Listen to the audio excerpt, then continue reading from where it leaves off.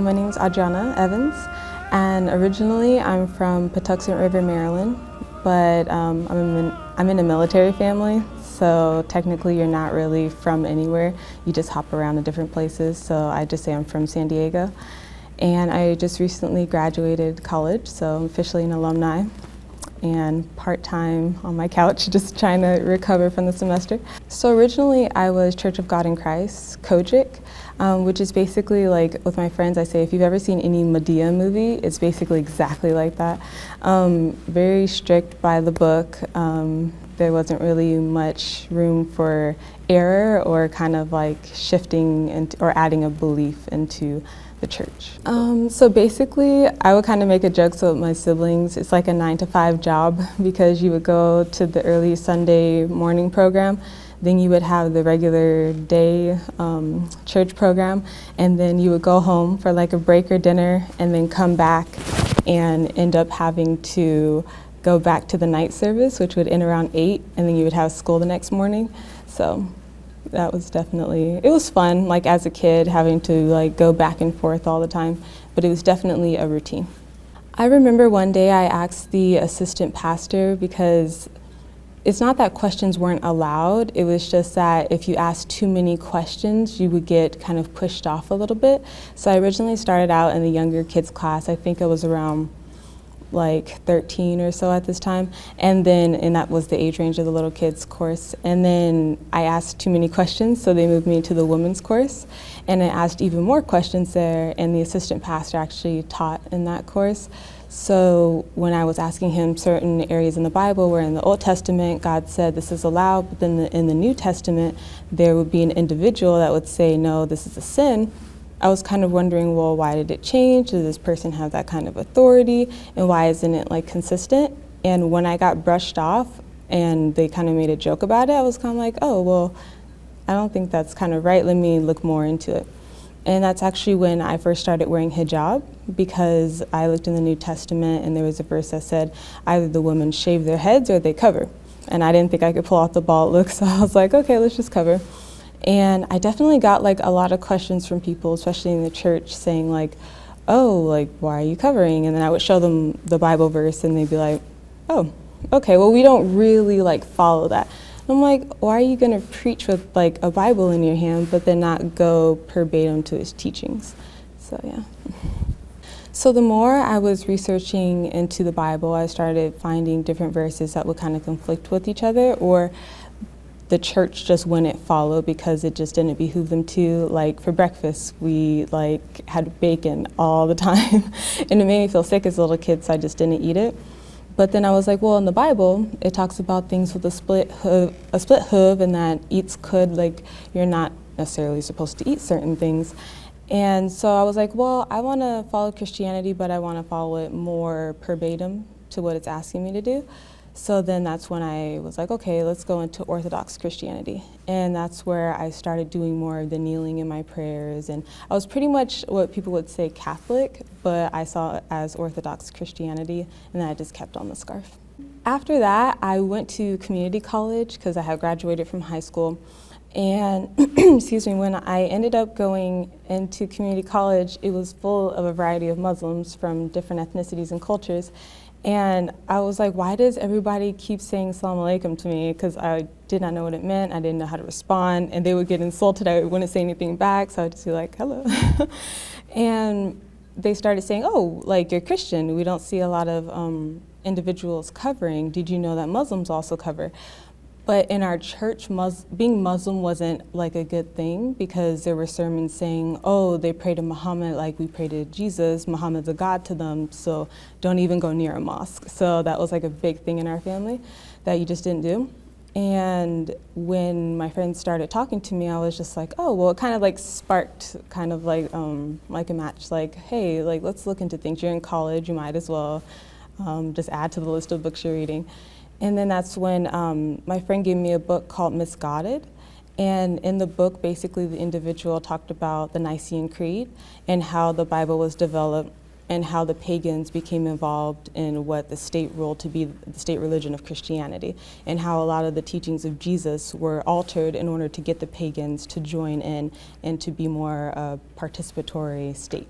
So it was definitely whenever they talked about people that when it gets to Christians, they wanted to make it more current with the times, and Muslims were in the news, so they were saying, you know, Fox News has it right, so pay attention to them, which definitely don't even watch them anymore. And when I would hear just negative things, I was like, aren't we supposed to be like uplifting towards other people? And then when I found out that Islam was part of the Abrahamic religions, I did some reading on it, and my friend also told me that. It just kind of like made me interested in like, okay, what's this all about? Because there's too many commonalities, especially the individual that was telling me about it. Her name in English was Mary. So I was like, why would your parents name you after the mother of Jesus if like there wasn't some kind of relation in the two religions? My journey to becoming Muslim was mainly through the reading, through the book Misguided, and just seeing it laid out what Christianity was about and what Judaism was about. Because I pretty much at that time was like, well, I don't necessarily want to I don't want to be agnostic. I would rather have like a religion to follow, and it's pretty much going to be one of the three like Abrahamic religions. And Judaism and like some of the different sects, they don't believe in like Jesus being a prophet. And that was a really big thing for me, because even though I wasn't necessarily going to keep being a Christian, like Jesus was a big, played a huge part for me. So I wanted to make sure he was incorporated, his teachings were incorporated. And then when I found out that Mohammed, peace be upon him, was inspired by like the teachings of Jesus and the prophets before him, peace be upon them all, I was like, wow, that's actually like a beautiful thing that he developed a religion and a way to practice life that didn't take away from any of the prophets. It added to them, and it made sure that their message wasn't lost in a new political realm. It was definitely difficult once I decided, hey, Islam might be a thing in my life, especially within the Black community, because Muslims are the primary thing that a lot of Black communities know is Nation of Islam. And they're like, okay, that was a movement, it's not really a religion. So then when you hear about Sunni and Shia Muslims, they're just like, okay, they have no relation in my life. And so when I would be around them and covered in scarves saying, hey, I'm interested in Islam, it was just kind of like, well, you should rethink that if you still want to be known as an African American in this community. So that was kind of hard, especially when it came to like family. I actually had an interesting instance where I was at my grandfather's funeral, and I had a family member to come up to me and say, unless you want to be in hell, we advise you to change your religion because there's nothing good about it, and I want you to like lay in peace where your grandfather's laying in peace. And at that moment, like I felt very upset, but something just kind of came over me, and I told them thank you, and they were kind of confused, like, why are you thanking me? And I was like, even though you're coming at me with negativity, like it's coming from a place in your heart where you think is good, and I thank you for wanting to pray for me and wanting to care for me, and just kind of show me, regardless of whether or not people agree with you, to come at them in a peaceful manner, because it doesn't behoove anybody to like combat negativity with negativity. I'm a big person where if I don't think that I can follow through on something, I won't commit. So I started practicing being a Muslim for about half a year, and I was already going to the lectures, to different like women's programs on campus and off and at the mosque. And then eventually my friend was like, do you just want to take your Shahada? And I completely forgot, because I was like, I'm already Muslim, I already say the Shahada like in my prayers and du'as and everything. And then I was like, okay, yeah, sure. And I actually took my Shahada in a Sunni mosque, which was really interesting because of where I'm at now and seeing like how things were in the past. It's kind of interesting to see the growth that's happened. I feel like a lot of times things happen for me to have like an awakening or enlightenment through other people. I was riding in a vehicle with my friend, and I was talking about Muhammad Ali because I love boxing, MMA, all that. And she didn't hear the Muhammad part. She heard Ali, and I was like, you know, great example for individuals. You know, we should definitely incorporate him into like our lives and his thoughts and things like that. And she was like, what are you talking about? She was like, well, girl, I don't know where you're getting your information from, but I need you to be careful. And I was just like, you don't like Muhammad Ali? And she was like, oh, no, I thought you said Ali. I thought you meant like what the devil worshippers do. And I was like, wait, what do you mean? And they're like, oh, they hit themselves, they harm themselves, they pray to Ali, they basically make a mockery of Islam. She's like, make sure you don't follow those people. And in that instance, just hearing like the words that she said, I was like, wow, that sounds a lot like the sermons in church when they were bashing another ideology. So I was like, okay, I'm gonna look into them. And then I kept researching and researching, and of course I had a lot of Muslim friends at that time, so I asked one of them, oh, do you know about like these Shia people? And she was like, yeah, I'm Shia, and it was a separate friend. And I was like, okay, can you give me like basically the down low, like what's going on? Why do Sunnis hate you? Because I just hear nothing but negativity. And then she started to just let me know, hey, like this is what I believe in, this is what we do. And then it became questions like, oh, why do Shias cry during certain events? Why do they feel this way or that way? And the thing I love about her, and this is like my best friend now, she definitely encourages me not to follow what other people are saying. So she would tell me, oh, we do these things and there's so much benefits in them, but then she would leave it at that. She wouldn't say, you should do it, or I'm bringing you here. And not to bash any of my Sunni friends, but a lot of times, like, that's what would happen. It wouldn't really be something I wanted to do or of my will. It was more of what they were wanting me to do. Like the first time I prayed, like with the congregation, was because one of my friends was forcing me to, and I felt very uncomfortable because I was just like, what? She's like, but you'll get blessings for it, it's good. And, or if they were like, oh, you have to make sure you stay up to this time of night and make dua, and then I was like, oh, my knees are kind of hurting. They're like, even if it bleeds, it doesn't matter. Like, I was like, this is kind of really extreme. And I mean, it's good to be devoted to your religion, but I think it's good to also be aware of like the health benefits, the like risks and different things of that. So a main reason as to why I became Shia was one day I was just going through YouTube, just researching into Shias, and I came across Dr. Amar's lectures. And when he was talking about what the Prophet did when he's at Ghadir, and he was telling individuals like, hey, what I'm going to leave you with is, and this is vital, please listen, is the Quran and Ahl Bayt. And when I heard that, I was like, wait, what? Because all the Sunnis are like, it's Sunnah, you follow Sunnah, everything like that. So first thing I did was I paused it, and in a lecture, it's about like an hour or so long, but really beneficial. He tells you where to look, and I went online, and because they had an online copy of it, and it said the Quran and the Ahl Bayt. And I was like, oh my gosh. And at that moment, I messaged my friend. I was like, by the way, I think I'm going to be a Shia from now on. And not only that, but just knowing that the Prophet's family, peace be upon them all, are so important to Prophet Muhammad's just whole like existence. Like he left behind something so precious, and for us to not even consider remembering them or following them as an example, or just forgetting them because you're afraid you might be labeled as something, I think that's one, dangerous, and two, it's ignorant, because you follow a prophet but yet you won't follow his family that was also righteous. Dr. Amar was also associated with some things from like the Ahl Bayt, so TV, so that kind of led me into that. And on days when I was in college and I was just kind of over the whole political thing that was going on and just the climate and classes and tests, I was like, I just need something to take my mind off. And then I would go to the documentary page on like Ahl Bayt TV or to the archives and things like that. And it was just like a getaway to just become more knowledgeable, and it would kind of, I don't know if this makes sense, but it just kind of calmed my soul, because I was just like, I'm so wrapped up in this world, but this kind of brings me back to like solid ground where it's like, hey, like, yeah, life is tough, but here's some people who went through harder things, so you can get through it. I think I officially became a Shia, I would say about a year ago. So it's been a while. After I became Shia, in terms of the individuals I hung out with that were Sunni, in the beginning, I just kind of didn't tell them. It wasn't that I was hiding anything, because if anything, I was proud about it, but I didn't know how they would react. And we do a lot of collective things on campus together, so I need everybody in a good frame of mind.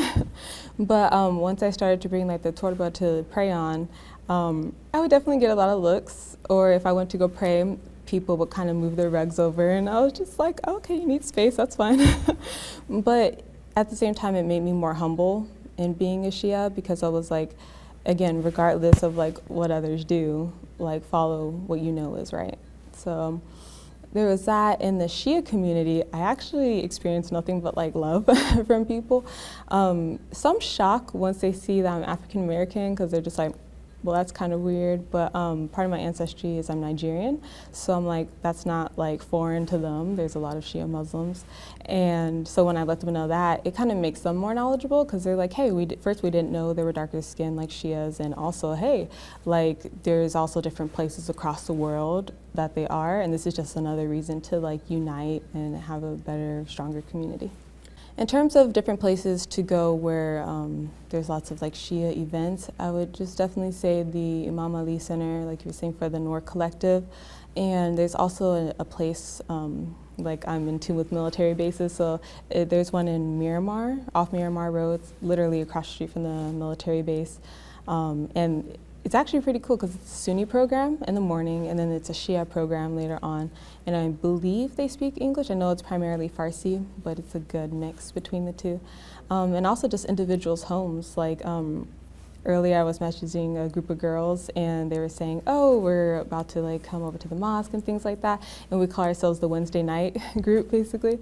And that's because like on Wednesday nights you can go and like just meet up with them and just speak about your concerns and just feel comfortable. So that really gave me a sense of community. Within the Shia community, I think it's important not to, I don't want to say judge, but to perceive a person before you know things about them. Because I know a lot of times some people will see me and they'll just go to pray and won't ask me because they think I'm Sunni. I'm like, oh no, I'm Shia. And they're like, oh, grab your rug. So I think definitely not alienating people. And I know culture is definitely a big thing, and it's something that should be treasured by individuals. But if it's rooted in treating people in a prejudiced manner or in the oppression of others, I think it's very important to separate religion from culture.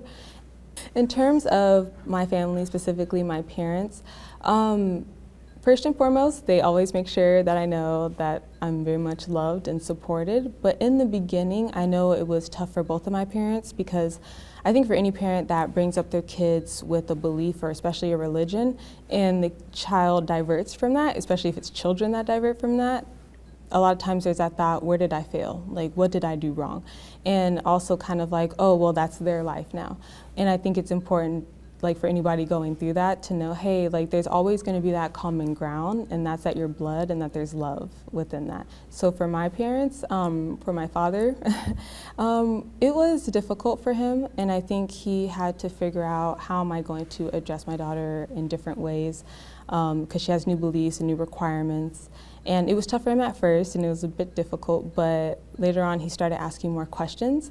And now whenever I come over, he goes to the halal store and he's like, I got you some food so you can eat. And I'm like, I appreciate that, because I think like for my family, food is wherever we break bread is wherever we break conversation. And it's like anything that's been wrong can be built back again.